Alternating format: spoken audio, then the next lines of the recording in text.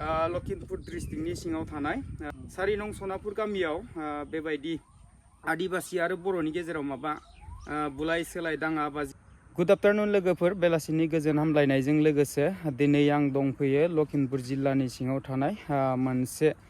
4 नं माइनावपुर होननाय गामियाव आरोना लोगोफोर। बे साननैसोआवथ' ससियेल मिडियानि गेजेरजों गोबां आदिबासि आरो बर'नि गेजेराव दावराव दावसिखौथ' रायजो राजाफ्रा नुखादो जानांगौ। मैया मोनसे भिडिअ होदोंमोन आं लोगोफोर। बे जाहैबाय धेमाजि डिस्ट्रिक्टनि सिङाव थानायमोन, नाथाय दिनै आङो लखिमपुर डिस्ट्रिक्टनि सिङाव थानाय एकदम आदिबासिजों नांजाबनाय मोनसे बर' गामियाव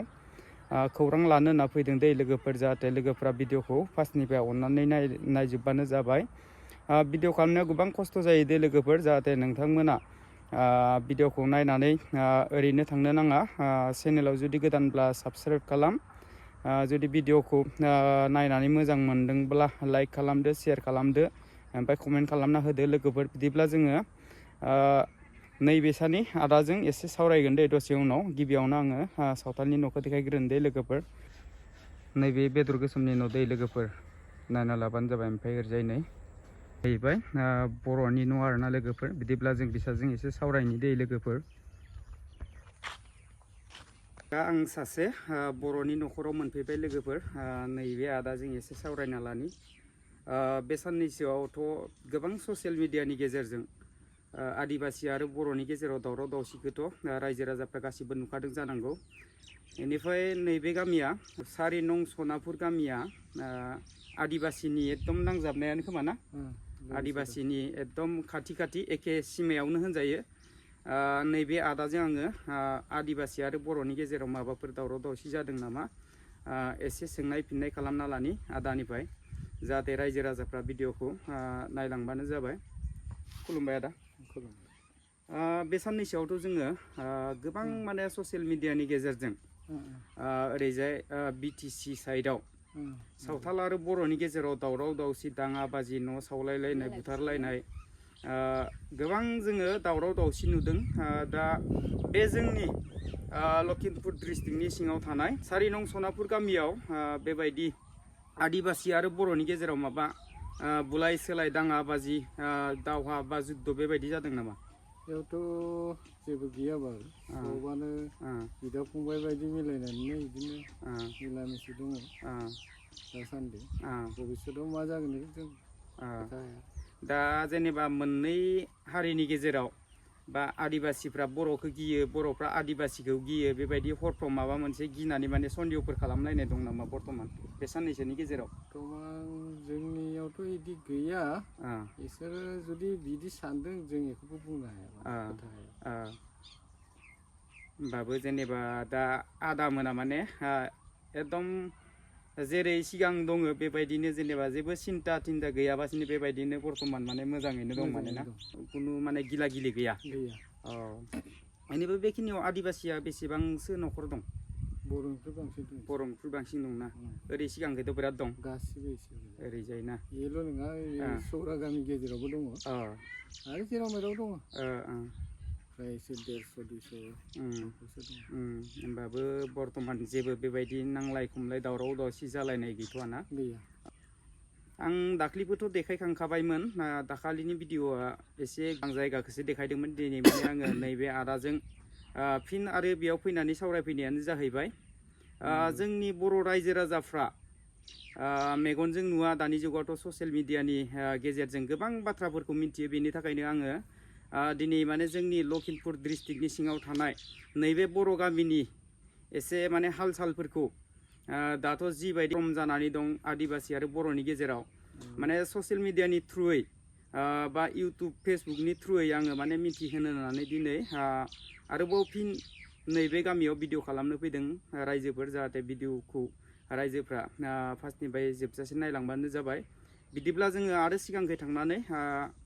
आरो न'खरनै न'खरथामसो मानसिनाव सोंहैबावनि लोगोफोर। अब्ला आदैजों बेखिनियावनो बिदाय लाथ'नोसै। खुलुमबाय दे जागोन दे। नैबेफोर आदिबासिनि न' आरोना लोगोफोरनो ओरैजाय नायना लाबानो जाबाय। आं दा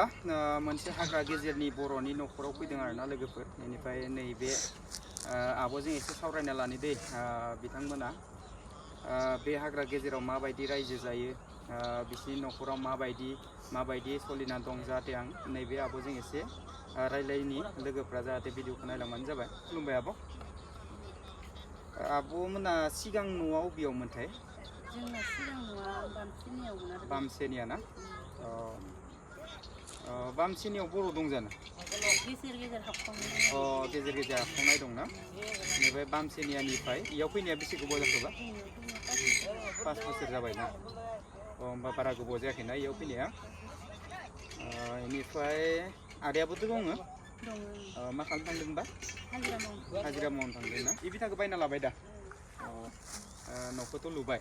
बेनिफ्राय गायग्रा हाफोर दंना गैयाबा खेथि मावनो थाखाय जेबो गैया ना अकल बिथाना बिथाल' ना आरो बेबो बिथाया बारा बुरजा नङा बेसेबां 1 कटानि एसे बारा आरो 1 कटानि एसे बारा ना जों बायनाय समावथ' बिगा 1.5 लाखमोन आरो 1.5 लाख ना कटासेनि एसे बारायाव 40,000 गोलैदों ना खुनु गायग्रा हाफोर गैया खोमा ना गैया बेनिफ्राय हाजिरासो मावना जायोना बे मोनसे खोथा आब' गथ' गथाफोरा साबैसे दंबा जोंना फेमिलि खाबा जायो बिनानावनि फिसाला खासे थायो 6 जन जायो आरो 6 जन जायोना नोंसानिया जोंहानिया खाथाम फिसा हिन्जाव खासे हौवा खानै फिसाला गिदिर ना फिसाजोआ गिदिर फिसाजोआ गिदिर बेसेबां फरायखोबा एबार मेट्रिक होगोन ना फिसाजोआ ओमफ्राय फिसालाया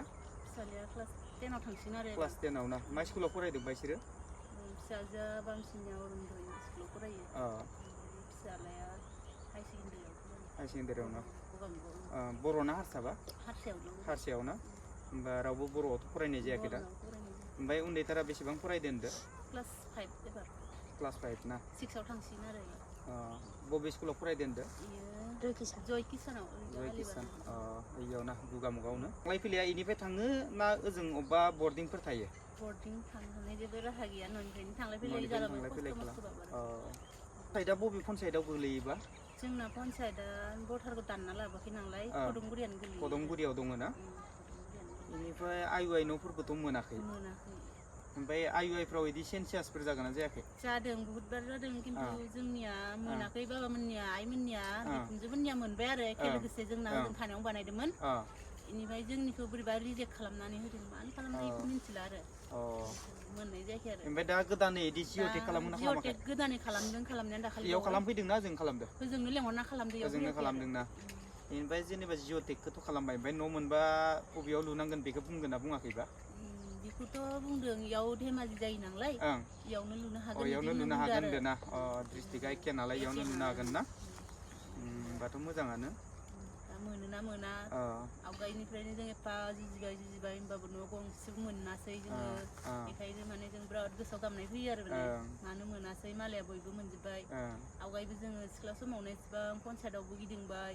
एसेबां भटबो होबाय सिख्लायावबो हाबा जानानैबो जों फिसा फिसौआ देरस्र'जोबलांबाय न' गंसेबो मोनैखाय माने एसे दुखु नाङो आरो माने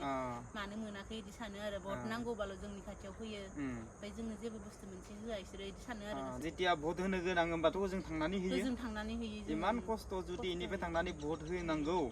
इनिफ्राय माबा मोनसे आइ बा माबा मोनसे जिखुनु सरकारनि सुबिदाफोरखौथ' होमबा होआखै दा बेखायनो बर'नि एरियाखौ देखायनो होनना फैदोंमोन आं बेयावथ' जेनेबा हमना ला हाग्रा बंग्रा रायजो जानानै दं माबायदि स्टाइलाव रायजो जानानै दं बर'फ्रा थानाय जानायफ्रा माबायदि बर'नि स्कुलफोर दंना गैया गाननाय जोमनाया बर'नि नंगौना नङा बेफोर माबाखौ लानानै बेफोरनि सोमोन्दोखौ लानानै आङो माने दाखालि भिडिअ खालामफैदोंमोन आब' मोनसे खोथा लामाफोरखौथ' आं बेयाव लामाखौनो नुवाखै ओमफ्राय नोंसा बबेजों थाबायोबा जों दा बयबो बिदिनो गावनि हाखौ गाव जेवरा दुमख'वाखै नालाय जानला मोनला बारस'लाबायोना बिदिथ' लामा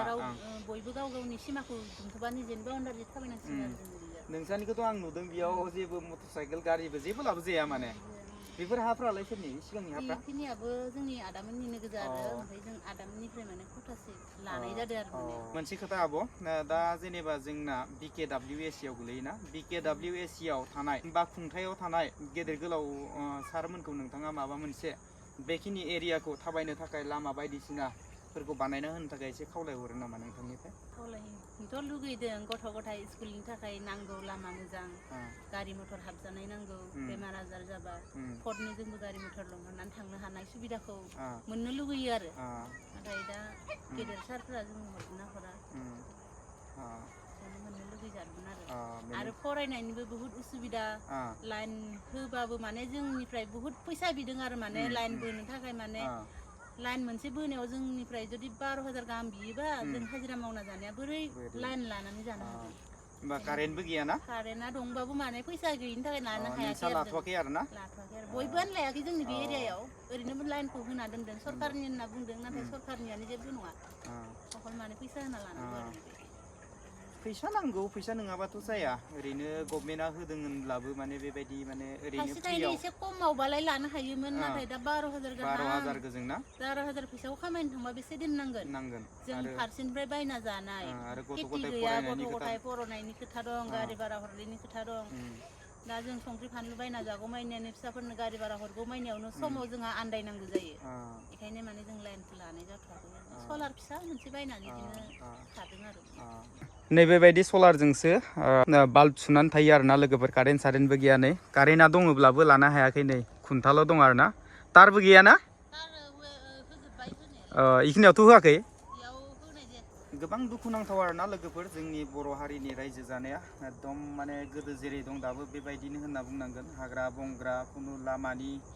थिग गैया खुनु न'नि थिग गैया खुनु कारेन्ट बायदिसिनानि थिग गैया बेनिफ्राय बेखिनि हाफ्रा रिजार्भ ना मा थौजि ना खाजोनाथ' होआखै खोमा खाजोना माबा माने आदामोना अनलाइन खालामदोंमोन नालाय माने मियादि जानानै बिगासे फैदों आरो जागोन दे बिदिब्ला ना गोजोननाय थाबाय बे बेदर गोसोमनि न' दै लोगोफोर नायना लाबानो जाबाय আপুনি কি বড়ো ভালকে নাজানে নেকি কি লিখে আপুনি বড়ো লিখে ন नैबे आदाया बर' जानानै गावसो माने बर' राव रोङा नाथाय बाजैया बबे जानाय न बाजैया बर' राव रोंगौ बिदिब्ला जोङो बाजैजों एसे रायलायनि दे खुलुमबाय बाजै ओमफ्राय आदायाथ' बर' रोङा बाजैया होमबा बर' रोंगौ ना होमबा गाननाय जोमनायालाय मानोथो एसे बेलेग जातिनि गानखो खामानि मावो ना गाननाय जोमनायफोरखौ गावनि हारिनि गान दख'नाफोर गान माने माने दै ओरैबायदि जायो गाननाय जोमनाया जुदि गुबुन हारिनिखौ गानोब्ला जोंनि हारिमुवा गोमोरलांगोन गोमालांगोन बेनि थाखायनो माने जोंनि बर' हारिखौ थांना थाहोनोब्ला बा हारिमुखौ फोथांना लाखिनोब्ला आइजो माहारियासो माने लाखिनो हागोन माने गाननाय जोमनायजोंसो सिनायो नालाय दै दख'ना गानोब्ला लोगोसे फास्रा जोमोबा बेसे समायना नुयोना जोंनाथ' हाबाया ओजों जादों खोमा अदालगुरियाव जादों ना आंनि न'आ कुन्दुबिल एकदम बर' जायगानि आरोना बेनिफ्राय इयाव बोरै बेबायदि आलि थानि हा गोदानफ्रावलाय हाग्रा जायगाफ्राव बोरै हा बायनानै न' थाफैनाय जाखो बायदियाव माने बियो NSPC आवहा थायोमोनथ' दखान हारि बिजनेस मावोमोन आरो बेखौ मावा दखान हारि होनानै थानायमोन माने जोंहानि आदैनि फिसाजोखौ लानायथ' ये माने बेमार गोसा जानायावहा थैबाय थैनायावहा आङो दा सासे थालांबाय गथ' फिसा हौवासा उन्दै बेखौ खांनो थाखाय थाफैबाय आरो आङो बे थाफैनायावनो माने थांनाय जायासै आरो थांनाय जादिया ना इयावनो थाबाय ना इयावनो थाबाय ओजोंनिफ्राय फार्स्ट फैनानै NSPC आव खामानि मावदोंमोन ना बेनिफ्राय माने खामानि मावनायनिफ्राय बेयाव हा लाबाय आरो कुवारियाव खामानि मावनानै हा लाबाय आरो जोङो बिगासे जेनेबा बेयाव हा दं होनना मिथिनानै बेयाव हा लानाय जाबाय आरो ना बेनिफ्राय लामाफ्राथ' ओरैबायदि खस्थ' लामाफोर गैया बेनिफ्राय गारि मथरबोथ' बेबायदि फैनो हाया बेनिफ्राय थाबायना थाङोब्ला बोरै थाङो ओइ कालभार्टि ओरै थाङो बे ट्रेनालि ओरै बारनानै थांनांगोन ओरै सिगांजों ओरै थाङो आरो ना जोंनिया बिदिनो आथिंजोंबोला बिदिनो बारल'नानै बारस'नानै थाङो आरो जोंनियाबो बर'आ माने नांथायोना रायलायथारनायबो जाला नालाय आरो बर' माने दोंबाबो माने खम आरो दायो बेयाव फैजोबाखै रायलायनो सोलों बर'फोरखौ रायलाय न'फ्राव परियालफोरजोंनो रायलायनाय जायो आरो ना जों जुदि नोंबो जुदि रायलायाबा आंबो जुदि रायलायाबा हारिमुवा बोरै थांना थागोन ना बेनि थाखायनो बर'खौ रायलायनो सोलों रायलाय गाननाय जोमनायफोरखौ बर'नि ड्रेसखौ गान गथ' गथायफोरखौबो बर' फोरों दाथ' जेनेबा बर'आव फरायनांगौमोन बर' स्कुल गैया हिसाबै जेनेबा फरायनाया गुबुन हारियाव फरायनाय जाबाय आरो ना हारसायाव फरायनायमोन दायो गारबाय आरो बेबो माने खराव थायाथ' फरायनाया ओंखायनो गारनायानो जाबाय गोजोननाय थाबाय दे जागोन दे नैबे जाहैबाय न' नै बेनिफ्राय ओरैजाय ट्रेन साइड नै लोगोफोर ए ट्रेन साइटेनजोंनो बाजैमोना ओरैजाय थाङो आरोना थाबायनानै बर' आरो सावथालनि गेजेराव जेबो दावराव दावसि जायाखै अब्ला लोगोफोर भिडिअखौ बारा गोलाव खालामबाय थाला बेखिनियानोमोन भिडिअखौ नायनानै मोजां मोनदोंब्ला लाइक खालामदो शेयार खालामदो कमेन्ट खालामदो बेनिफ्राय मोनसे खोथा लोगोफोर भिडिअ बानायनो थांनायाव गोबां खस्थ' जायो बेनिफ्राय माने बेबायदिनो टाइमबो होनो गोनां जायो नोंथांमोना भिडिअखौ नायनानै ओरैनो थांनो नाङा जुदि नोंथाङा धीरेन बसुमतारी इउटुब चेनेलाव गोदानब्ला धीरेन बसुमतारी इउटुब चेनेलखौ साबस्क्राइब खालामना होबानो जाबाय लोगोसेनो दिनैनि भिडिअखौ बेखिनियावनो दोनथ'नाय जाबाय गोजोन्थों।